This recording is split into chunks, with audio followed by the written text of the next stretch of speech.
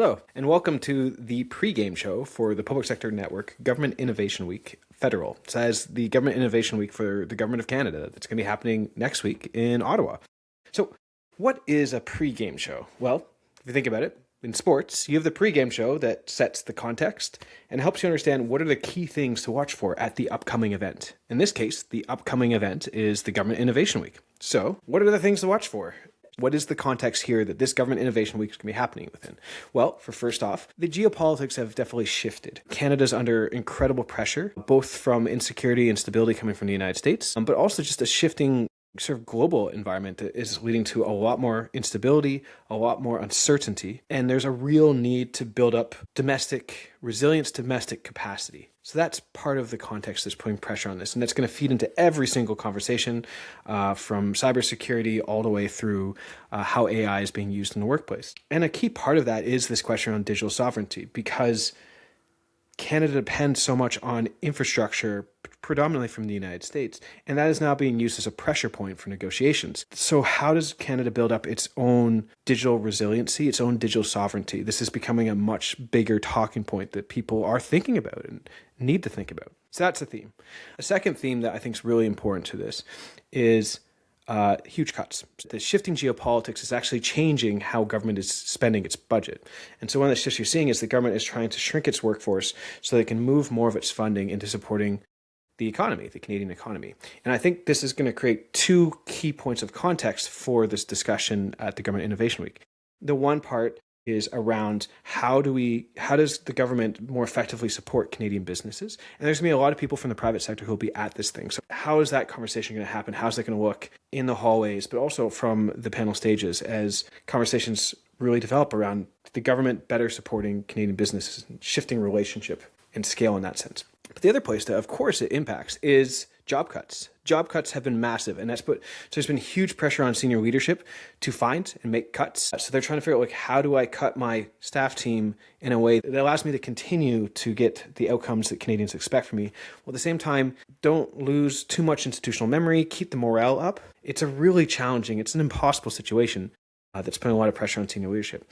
The other piece, of course, then, is the people of the frontline staff who are experiencing these cuts in a big way. Actually, and I should say, the cuts are across the board. There's a lot of senior leaders who lost their jobs, have been losing their jobs through this major cut as well. But this is the deepest cut that I can remember happening in well over a decade. So it's really set a major earthquake through the whole entire public service. And morale is low. Morale is really low right now. And conferences can be a point to rally and pick up morale. So we'll see if that happens here. I am curious about it. But one of the other themes is, as cuts are happening, one of the places that I think a lot of hope to fill that gap is around technology, particularly AI. And AI is up and down this agenda everywhere, which makes sense given, one, how prominent it is, two, how much hope and desperation, I would even say, there is that AI can fill some of the gaps that are now being left by all the people who are losing their jobs. Can AI fill that gap? Can AI improve and increase the productivity of the people who are in the public service now? And what does that mean? And there's a lot of uncertainty of how do we use AI effectively? What are security concerns around AI? What can I do? What can I not do? We're now far enough in sort of the AI hype that I think there's at least a certain level of understanding of AI and how people are using it. But I think right now we're sort of at this point where now we've gone to the baseline. You can, I think, see some really interesting stuff happening with AI in the next year. But there's also, I think we're now at a place of burnout of AI. People are tired of hearing about AI. Have we reached peak AI? And then, of course, the other question is where do the humans fit in all of this? What does it mean to be a human employee within a workforce that's so AI focused and so AI driven? How do humans and AI work together? What does that relationship look like? These are things that are going to feed into and are part of the context that this event is going to be happening within, and people are looking for answers for. So it'll be interesting to see how that plays out. So yeah, really interesting event. It is a moment right now, and in these moments, conferences can be really important places. I think the agenda definitely has different points that speak to different topics that are part of this context. It'll be interesting to see how the private sector engages with the conversation, how the public service engages with these conversations. And I will be on the ground throughout all of this, capturing the stories as they happen, providing instant on-the-ground analysis about what people are saying, what people are doing. So one, definitely check it out if you can make it. Flag me down, I'll be there. To let me know if you're there. Let me know your thoughts. If you're not there, send me your questions, things you want me to look out for. Yeah, and let's experience this together. Hopefully this will become a bit of a key turning point in terms of how the public service moves forward together. Brilliant. Well, that provides some of the context for this event. Let's now dig into the event itself and really understand. So I'm very lucky to have Joy Chatwell joining from Public Sector Network, who are the organizers of this event. And Joy has been one of the key architects of designing this event. So I'm really excited to dig into it with her to understand their thinking and really what she's excited about with this event. So let's bring Joy in. Welcome to Civic Punk's pregame show for the Public Sector Network's Government Innovation Week Federal, which is happening soon, like literally in the next week or two. So it'll be a week, I think, by the time I get this out. Very soon. Very excited about this. And even more excited because I have Joy Chatwell. Chatwell? Yes. I got Joy Chatwell here from the Public Sector Network to talk about this event and why you guys are excited about it.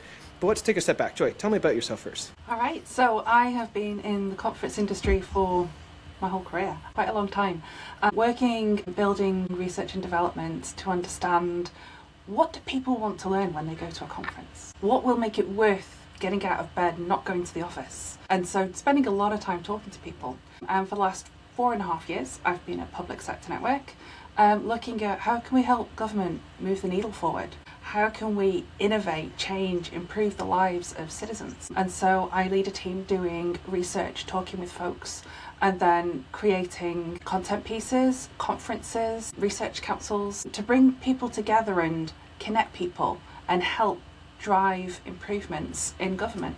Well, talk to me about the Public Sector Network. I mean, what drew you to the organization? What is the vision and mission of this organization? I was totally sold on it when I first heard about things. What we do is we're a global company, initially started up in Australia actually, with a couple of guys at a dinner table thinking, how can we improve things in government? And it started out really on a sort of small scale and trying to build from there. And what we do now is we connect governments on a global level. And realistically, a CIO in Canada, in Toronto, has probably got similar challenges to a CIO in government in BC, Halifax, Ottawa, Sydney, Tallahassee. Everyone's got very, very similar challenges. So how can people actually connect and step outside of their silos and help one another, share success stories, troubleshoot problems together? And we do that by having a closed doors platform for public servants. You need a government email address to even get into it. But then we also have virtual events, in-person events, and various other things that take place to help people share those stories and problem solve and benchmark. Amazing. And you're also very involved in Government Innovation Week, which is happening soon. So let's talk about that. So Government Innovation Week is happening in an interesting moment right now for Canada. How have you taken the context that we are in right now as Canada and brought that into the way you've designed this conference, or this set of, it's 3 events actually, so these 3 events. What was the thinking behind that? We started off by talking to folks. We know quite a few people in government, we're fortunate to have some great relationships, and said, what do you need? There's the return to office mandates, there's so many challenges coming politically, internationally, locally. What will make it be worth your time to go to an event? And we're fighting a lot now for people to go. They're time poor. So we need to make sure that it's worthwhile. So we spent time talking to people and really understanding what are those pain points and how can we solve them? Who do you know that's doing something amazing and you want to hear more about it? Let's get those people to come and present. And by doing that, and then building upon the work that the Future Government Institute does and the interviews that we conduct across the world with government leaders, we've built a programme for the folks working in the federal government in Ottawa. And so we have 3 different programmes taking place over 2 days. We start off with our Digital Leadership Day, which is just for folks who are leaders. They're leading a team and tackling the age-old problem of people, process and technology. And it's a very different format from your average conference. It's very conversation-based. Most of the sessions are big, long, 50-minute panel discussions, which you don't get at conferences very much anymore. Most things are short and sharp. This is in depth. This is really talking about how can we do better? How can we overcome some of these problems? So for that day, we've got some really interesting discussion taking place. I'm particularly excited because we've got Paul Wagner coming along from the Canadian Digital Service. And then we've also got Kim Steele from Public Services and Procurement Canada. They're both on a panel talking about people. And what can we do, particularly in the tech space, to make sure that people have got the right skills and the right culture, the right attitude to actually push forward and have the right leadership style for the challenges that we're now facing in government. You know, there have been so many people who've been laid off recently. How do you deal with that? How do you plug those gaps? How do you ensure that knowledge isn't lost? How can you lean on technology to help you in some way? What does that actually look like? Later on in the day, we've got a session around processes. And what does that mean when you're trying to drive digital excellence? How do you avoid silos? How do you as a leader instill the idea of agile thinking when maybe that's something your people haven't really done before? We've got some great people talking in that panel, including Erica Wren from Shared Services Canada, which I think will be great. And Honey is also coming over from the Treasury Board. Then later on after lunch, we actually have a series of roundtables, and they're often, people tell us, their favourite part of the event because they sit down and talk for a whole hour. And we have tables that are facilitated and people just sit down and talk, and people get so much out of those. So they're really good fun. And then we wrap up the day talking about, well, this is all well and good, but what about the tech space? And what does that mean for leaders who are struggling to keep up? And what's proven, what's not proven? Everyone's talking about AI, but who's actually using it? What does it mean on a very practical level as opposed to theoretical level? Who's actually done a pilot that's worked? Who's learned something that you should never do again? What does responsible AI look like? How do you build a safe sandbox? How do you put up guardrails that help people drive improvements, drive productivity and efficiencies without them risking citizens' data? So we've got a good group talking on that panel, including Gregory from Public Safety Canada. Eng from Code for Canada is there as well. And we've also got Farhat from Public Service Commission too. So it should be a really good group. The second day we have 2 concurrent programmes, which is going to be a lot for folks to choose from. So this is where you really need to bring a friend and divide and conquer. Because we haven't figured out cloning yet, have we? Okay. No, sadly not. That said, we will be recording a bunch of stuff, and we do make it available after the show. So there is hope, don't worry. But the innovation show is split into 3 tracks. So we actually have 4 rooms running at the same time because we've also got a cybersecurity show that runs. So we start off with some big plenary sessions. Don Rusho from Treasury Board is going to be giving a keynote, and we've also then, once we split into tracks, getting really nitty gritty. So we've got 1 track around digital services, CX and AI innovation. Then we get into technology, data and AI integration. So that's more for the techie stuff. And then finally, we've got a track around enhanced productivity and AI. Because when you've got a lot of people leaving the public service, what can you do to try and enhance productivity? Because that work's still got to get done somehow. So we've got a variety of sessions that take place for the rest of the day throughout that. And we've got deputy ministers speaking, we've got ADMs. Most of the top 10 or 15 government agencies are on the programme somewhere. And the cool thing is you can design your own programme. You don't have to stick in one room. You can move around and go to whatever appeals, which is really cool. Over on the cyber side, that is definitely more for your cyber specialists and less for the business types, I have to admit. It's definitely a bit more nerdy and technical, but there's some really great sessions taking place. One that I'm quite excited about, if that's the right term, is quantum. We've got a session. I did see that make it. Yeah. I was quite excited to see this because quantum's going to be a game changer from a cybersecurity perspective, and governments are just starting to talk about it. Well, I shouldn't say that. Some governments have been talking about it for a bit, but it's starting to become more of a mainstream conversation. So I was excited to see that. Yeah. It's something we've been rumbling about actually in Western Canada for the last couple of years.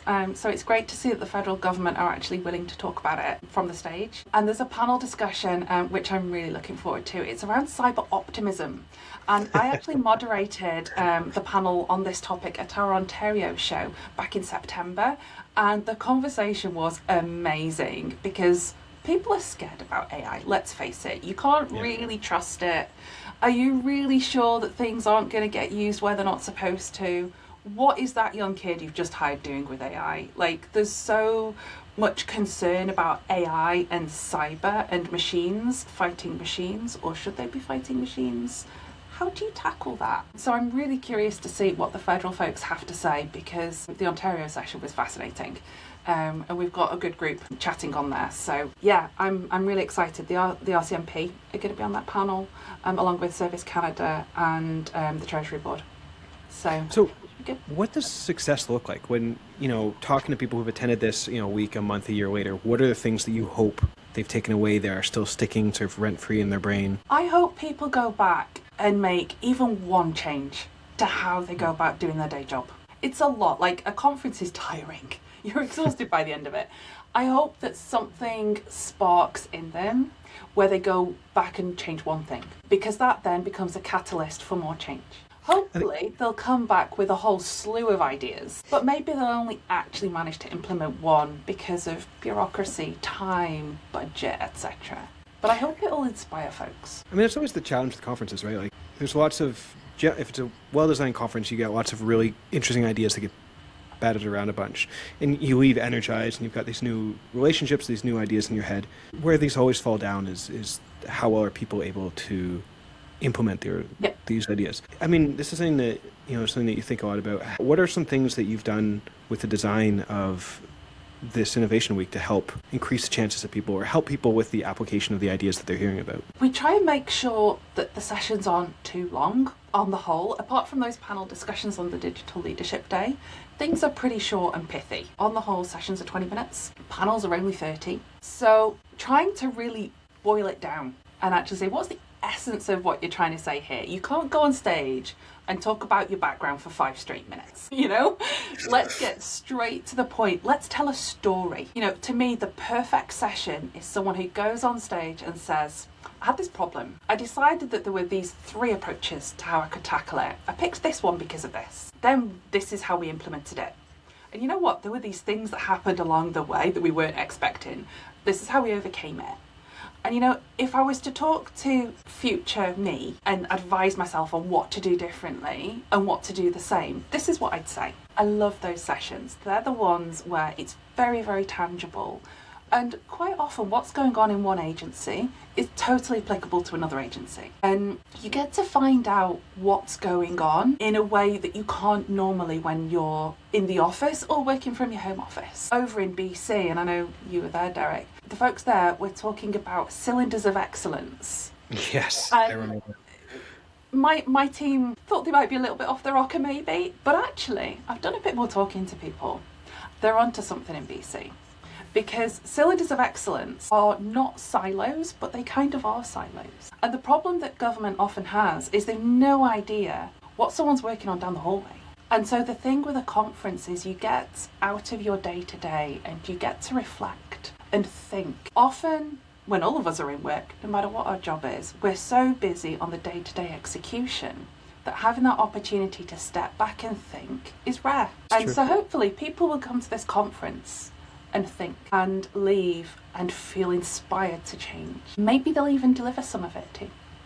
Well, thank you so much, Joy. I am really looking forward to spending some time with you in person and with everybody else at the Innovation Week. And we'll be doing lots of sort of on-the-ground analysis and interviews throughout the couple days, and really try to pull out some of the cylinders of excellence type concepts that will come out of it. Because I was there in BC, and that was definitely something that resonated. There are those like 2 or 3 things that become sort of the things that resonate on forward. So excited to see what those are. And other than that, Joy, thank you so much for making some time to give us sort of a little glimpse into what we can expect. And yeah, see you there soon. Yeah, looking forward to it. I'll see you there.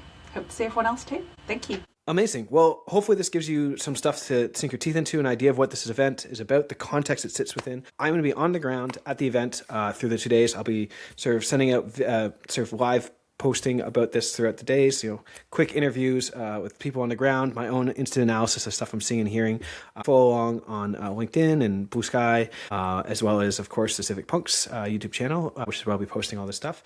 And also send me your questions. Like, what are the things that you're interested in? What are the things that you would like me to dig into or keep my eye out for through these 2 days? And other than that, just really looking forward to spending some time with all of you in this space. So see you there, either in person or online.